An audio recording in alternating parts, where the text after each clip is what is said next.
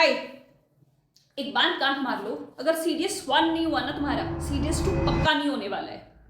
तो अगर सोच रहे हो ना ये अटेम्प्ट तो गया, अब नेक्स्ट के लिए अच्छे से तैयारी करेंगे, वो भी नहीं होने वाला है। And by saying this I am not being rude, I am just putting facts on you. How? कितना टाइम मिला था सीरीज 1 की तैयारी के लिए? सितंबर में लास्ट एग्जाम था और अप्रैल में है दोबारा, है ना? और सीरीज 2 के लिए कितना टाइम मिलने वाला है? You know that right? अभी जब ये एग्जाम कंडक्ट होगा 10-15 दिन तुम्हारे ब्रेक में चले जाने वाले हैं कि चलो ठीक है एक ब्रेक लेते हैं, फिर दोबारा से शुरू करें। दोबारा से शुरू करने जाओगे तब से क्यूरियोसिटी शुरू हो जाएगी कि रिजल्ट कब आएगा, रिजल्ट कब आएगा। और जब फाइनली रिजल्ट आएगा, रिजल्ट ऐसा ही आता है, बहुत कम लोग क्लियर करते हैं, मैक्सिमम लोग fail to clear the exam, है ना? तो वो डिप्रेशन अलग शुरू हो जाएगा, एक हफ्ता उसमें वेस्ट। वापस से जब तुम शुरू करोगे, रिसोर्सेस गैदर करोगे, ये पढ़ना है, वो पेस अचीव नहीं हो पाएगा, है ना? और तब आ जाएगा CAPF, तब आ जाएगा AFCAT एग्जाम, और फिर जब सीरीज पे दोबारा आओगे तो स्टेटस वही का वही होगा कि ना सिलेबस खत्म हुआ है, मॉक टेस्ट दिया उसको मार्क्स नहीं आ रहे, दूसरों ने मॉक टेस्ट दिया ही नहीं, रिविजन का तो टाइम ही छोड़ दो, है ना? अब वापस से बोलेंगे कि सिर्फ इंपॉर्टेंट बता दो कि इतने मार्क्स आ जाए। एग्जैक्टली वही स्टेटस डेवलप होगा जो अभी है। तो इट इज मच बेटर कि तुम ये जो 10 दिन बचे हुए हैं मिला जुला के इसमें तैयारी कर लो, क्योंकि अभी है ना तुम्हारे पीछे आग लगी हुई है। अभी तुम जितना बैठ सकते हो ना पढ़ने के लिए, अभी तुम जितना पढ़ सकते हो ना उतना तब नहीं पढ़ सकते। याद करो अपने 10th वाले डेज, याद करो अपने 12th वाले डेज, कॉलेज वाले डेज। कभी ऐसी फीलिंग नहीं आई कि यार इस लेवल से अगर एग्जाम के एक हफ्ते पहले, 5 दिन पहले जिस लेवल की पढ़ाई हुई है अगर पूरे सेमेस्टर करते तो भाई क्या हो जाता? I personally have felt this thing in every damn exam होता है ना। तो हाँ भाई, ये जो अभी पढ़ोगे ना, ये इस अटेम्प्ट के लिए तो ठीक है, दूसरा अटेम्प्ट भी तुम्हारा बचा लेगा सीडीएस का इस साल का, ठीक है? तो it is very very important. और एक और बात सुन लो before I tell you the exact strategy. अगर तुम हारना शुरू करते हो ना तो उसके बाद जीतना बहुत मुश्किल है यार, क्योंकि जो तुमने कॉन्फिडेंस खोया है, जो तुमने टाइम खोया है, जो तुमने इज्जत खोई है, जो अपने ड्रीम्स को डिले करा है, बहुत मुश्किल होता है। इट जस्ट अपीयर्स कि ये वाला अटेम्प्ट नहीं हुआ, ये वाला अटेम्प्ट नहीं हुआ है। इनविजिबल फ्री फॉल जो होता है ना, that is much more deep than the apparent fall.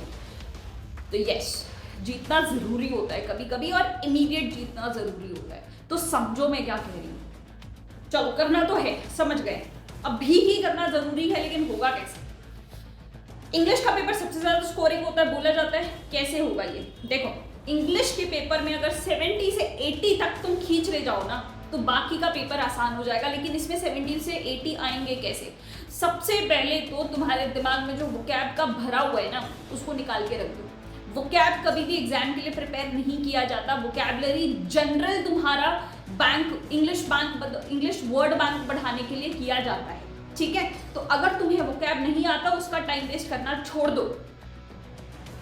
मैं तुम्हारे लिए इंग्लिश का हर पार्ट लाइव लेके आने वाली हूँ, 7 दिन लगातार लाइव, क्योंकि अभी टाइम नहीं है। तुमने मेरी PQRS वाली वीडियो देखी है? एक बार जाके देखो और उसके कमेंट सेक्शन देखो। जो ट्रिक्स, कहाँ ज्यादा टाइम लगता है तुम्हें, jumbling of sentences, S1 S6, comprehension passage, एक बार जाके वो वीडियोस देखो, उसके कमेंट सेक्शंस देखो। इतने आसानी से क्वेश्चन सॉल्व हो रहे हैं उसके बाद। और उसी तरीके के ट्रिक्स अब मैं लाइव में प्रीपोजिशंस के साथ, स्पॉटिंग एरर के साथ, your parts of speech, your PQRS, your vocabulary, your active passive, ये सारे के सारे लाइव करा रही हूं, ठीक है? सुन लो, पूरा इंग्लिश इस तरीके से होने वाला है। You have to come live and then practice it. सारे ट्रिक्स मैं बताऊंगी, उसके बाद घर जाके प्रैक्टिस कर लेना, घर पे बैठ के ही प्रैक्टिस कर लेना, तुम्हारा काम उसमें हो जाएगा, ठीक है? जितनी प्रैक्टिस करने की चीजें होंगी मैं बता दूंगी कहां से करना है, क्या करना है। सबसे पहले ये सारे लाइव में जाके रिमाइंडर ऑन कर दो, है ना? और थोड़ी सेंस ऑफ रिस्पॉन्सिबिलिटी हो तो लाइव भी कर देना, ठीक है? चलो, इंग्लिश का चैप्टर यहीं पे खत्म होता है। वोकैबुलरी मैं कराऊंगी तुम्हें, लेकिन उसके पीछे तुम खुद अपना टाइम वेस्ट मत करो। अगर 10 वर्ड्स में से 2 वर्ड्स आ जाते हैं तो that is win situation for you. 70 से 80 मार्क्स लाने, फुल नहीं लाने, नेगेटिव नहीं करना है, वही सबसे बड़ी स्ट्रैटेजी है in your serious exam. Okay, coming to general knowledge, बहुत वास्ट पोर्शन है और इतना टाइम नहीं है भाई। साइंस से आते हैं 30 क्वेश्चंस, करंट अफेयर से आते हैं 10 क्वेश्चन। अगर सिर्फ इस 2 सेक्शन में अपनी 100% महारत हासिल कर लो ना, चलो 100% नहीं हो पाएगा, 90% महारत हासिल कर लो, बाकी एक क्वेश्चन तुम पॉलिटी से नहीं कर पाओगे, एक क्वेश्चन तुम ज्योग्राफी से नहीं कर पाओगे, हिस्ट्री से नहीं होगा। चलो, you have to be mentally prepared कि ये तो मुझसे नहीं होगा, छोड़ दो, क्योंकि एग्जाम में होता है विद एवरी क्वेश्चन जो नहीं आता उसके साथ दिमाग में प्रेशर बिल्टअप होने लगता है। ओ माय गॉड, ये क्वेश्चन भी नहीं आता, ओ माय गॉड, ये क्वेश्चन भी नहीं आता।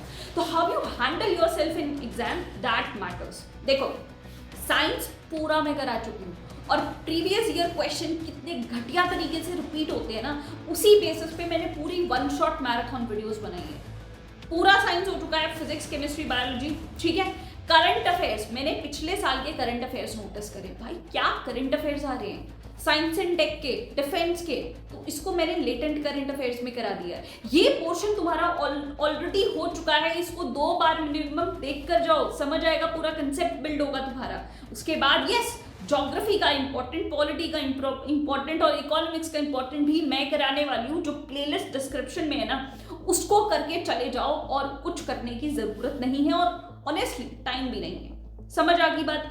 मैथ्स के लिए मैंने कभी सीरियस का मैथ्स नहीं दिया है, तो I would not be able to tell you about serious maths, but I guess तुमने फिगर आउट अब तक कर चुका होगा कि सीरियस मैथ्स कहाँ से करना है ना, कैसे करना है। लेकिन अभी भी नहीं करा है तो तुम कमेंट सेक्शन में ऐड कर लेना, मैं अपने दोस्तों वगैरह से पूछकर कोई टीचर जो रेकमेंडेबल है वो मैं तुम्हें रेकमेंड कर दूंगी। अगर तुम्हें नहीं पता है तो बता देना, अगर पता चल गया है तो कोई टाइम वेस्ट करने की जरूरत नहीं है उसमें।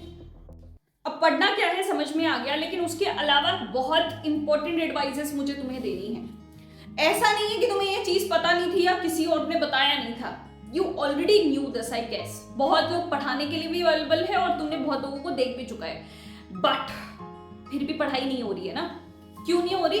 क्योंकि तुम्हें 3 सब्जेक्ट्स को कभी भी अपने ऊपर अप्लाई करके नहीं देखा। अभी जो एडवाइजेस मैं दे रही हूँ ना, ये मेरी पर्सनल एक्सपीरियंस वाली एडवाइस है, तो बहुत ध्यान से सुनना, बहुत ध्यान से सुनना। अगर तुम्हें अपनी बायोलॉजी नहीं पता होगी, साइकोलॉजी नहीं पता होगी और हिस्ट्री नहीं पता होगी ना, तब तक तुम फेल होते जाओगे, होते जाओगे और होते जाओगे। मुझे अपनी बायोलॉजी पता है कि दोपहर को नहीं होती मुझसे पढ़ाई, मुझे बहुत नींद आती है, बहुत सुस्तपन आ जाता है, आई कैन नॉट स्टडी। तो उस टाइम पे अगर मैं इकोनॉमिक्स और हिस्ट्री लेके बैठूं तो मेरा टाइम टेबल डेफिनेटली फेल होने वाला है। तो मुझे अपनी बायोलॉजी के अकॉर्डिंग, अपने सब रिसोर्सेस के अकॉर्डिंग अपना टाइम टेबल प्लान करना चाहिए, अपना स्टडी रूटीन प्लान करना चाहिए। समझ रहे हो बात कि मैं क्या कर सकती हूँ? अभी तक तुम फिगर आउट कर चुके हो, है ना, 20 साल से तो बड़े ही हो, सब लोग कर चुके हो फिगर आउट। अपनी साइकोलॉजी जब तक तुम्हें नहीं पता होगी कि भाई मुझे इस चीज से प्रॉब्लम है, मुझ में जेलसी वाला फैक्टर है, मुझ में है ना फोमो वाली फीलिंग आ जाती है जब भी मैं इंस्टाग्राम ओपन करती हूँ या दूसरे लोगों को देखती हूँ कि यार, और उसमें मेरा रोने धोने में बहुत टाइम वेस्ट हो जाता है कि लोग तो भाई क्या क्या नहीं कर रहे हैं और मैं क्या कर रही हूँ यहाँ पे, और उसी रोने धोने में तो आई वुड से अपनी बॉडी के ट्रिगर्स को समझो और उसे शांत कर दो। अभी टाइम नहीं है लड़ने का कि तुम्हें फर्क पड़ रहा है ना। अभी एनर्जी ड्रेन करने की एनर्जी तुम्हारे पास नहीं है, तो उन सारे ट्रिगर्स को छोड़ दो। जिससे जेलसी होती है उसको देखना छोड़ दो, जहां से फोमो फील हो रहा है उसे देखना छोड़ दो। एग्जाम के बाद फिगर आउट करना कि अपने आप को कैसे स्ट्रॉन्ग बनाओगे, अभी टाइम नहीं है। अपनी बायोलॉजी पता होनी चाहिए, अपनी साइकोलॉजी पता होनी चाहिए, तुम्हें पता, अपने पैटर्न्स पता होने चाहिए। ब्रेक लेना छोड़ दो सबसे पहले, है ना। अब तुम सोचोगे कि भाई बिना ब्रेक के पढ़े, हाँ बिना ब्रेक के पढ़ो, और ब्रेक लेना है तो उस तरीके से लो जिस तरीके से तुम नहीं लेते हो। जब 1 घंटे में पढ़ लेती हूँ या अपना काम कर लेती हूँ ना, तब मैं फोन चलाना शुरू करती हूँ कि हाँ भाई अब तो I deserve it, you don't deserve it because you don't know how to stop, है ना। मैं I can not stop myself, और बाद का टाइम तो सारा वेस्ट हो गया। 1 घंटे तो पढ़ाई कर ली लेकिन बाद का सारा वेस्ट। तो I don't deserve to take break of using phone. अगर ब्रेक लेना है ठीक है, घर वालों से बात कर लो, दोस्तों से बात कर लो, इधर उधर घूम लो, दूर का देख लो, बिकॉज योर आई पेन, ये पास का देखते देखते ही कर्वेचर थोड़ा बेंड होने लगता है, तो दूर का देख लो, है ना, पानी वानी पी लो। ब्रेक उस तरीके से मत लो जहां से रीस्टार्ट करना मुश्किल, रुकोगे ही नहीं तो शुरू करना कैसे मुश्किल हो जाएगा। समझ रहे हो मैं क्या कहना चाह रही हूँ? अपनी बायोलॉजी को समझो, अपनी साइकोलॉजी को समझो। मुझे ये चीज बुरी लगती है, अभी मुझे ये चीज नहीं करनी है। अपने सारे वो जो क्लोज दोस्त हैं जो तुम्हें अभी हर्ट कर रहे हैं या जिससे तुम डिस्ट्रैक्ट हो जाते हो, बोल दो भाई 10 दिन मत बुला, भाई 10 दिन मैसेज भी मत करना, कॉल भी मत करना, 14 अप्रैल को हम मिलके सॉर्ट आउट करेंगे कि क्या बात है। 14 अप्रैल को सारी चीज सोचेंगे, सारी अंट शंट चीज हम 14 को ही सोचेंगे कि एग्जाम निकलेगा या नहीं निकलेगा, क्या मैं डिफेंस का प्रिपरेशन छोड़ दूं या नहीं, सब कुछ 14 अप्रैल को सोचना, उससे पहले नहीं सोचना है, क्योंकि exactly it is not contributing in your preparation. समझ आ रही है बात? तुम्हें हिस्ट्री पता होनी चाहिए भाई, इतनी बार फेल हो चुके हो, व्हाट वर द रीजंस, इतनी बार ये हो चुका है, व्हाट वर द रीजंस। हमेशा रियलाइजेशन हो जाता है ना यार, तब मैं उस चीज के लिए इतना रोती थी, अब उसकी कोई वैल्यू नहीं है, तो अभी जिस चीज पे रो रही हूँ ना, बाद में उसकी कोई वैल्यू नहीं होगी। You need to realise this now. समझ आ रही है बात? Last advice of the video, start living your life like SRT। मेरी भी जिंदगी है ना ज्यादा रोने में और कम काम करने में जाती है ना। कुछ काम करो, एक्सपेक्टेड रिजल्ट ना आए तो उससे ज्यादा टाइम रोने में बिता दो, भाई ये भी नहीं हो रहा, वो भी नहीं हो रहा, किस्मत खराब है, मेरा तो यही है।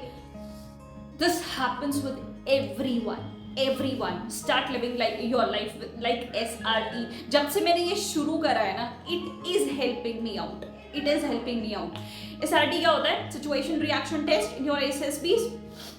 वहां पे तो बहुत अच्छा लिख देते हैं ना हम कि if your teammates do not agree with your point you will, तब तो बहुत अच्छा लिखते हो कि यार no, organise communication meeting, tell my points, hear their points, do what is required, बहुत अच्छा लिख के आते हो ना। But when it comes to the real situation, सब कुछ उल्टा ही हो जाता है ना। तब कहाँ से ईगो और वे सारी चीजें बीच में आ जाती है, डमनेस, लैक ऑफ कम्युनिकेशन कैसे बीच में आ जाता है। तो start your living your life like SRTs। जो भी तुम्हारे सामने प्रॉब्लम हो, सुबह उठा नहीं जाता, अपने आप को स्टेटमेंट दे दो SRT का, you are not able to wake up early in the morning and you know how important it is, you will.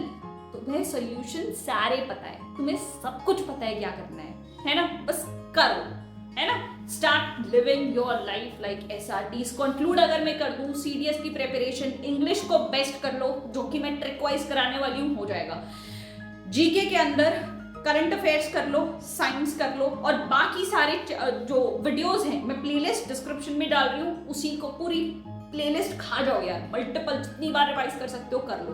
2 mock test at least देना, ताकि जो भी तुम्हारा टाइम मैनेजमेंट, इमोशन मैनेजमेंट, उस पर मैं दूसरी वीडियो बनाऊंगी, चलो ठीक है, बट देना जरूर, ताकि तुम्हें पता चले जितनी गलतियां करनी है ना, नहीं करनी है एग्जाम से पहले। एग्जाम के लिए कोई गलती बचानी ही नहीं है कि यार कोई गलती बच गई और हो गई, you can't afford that, right.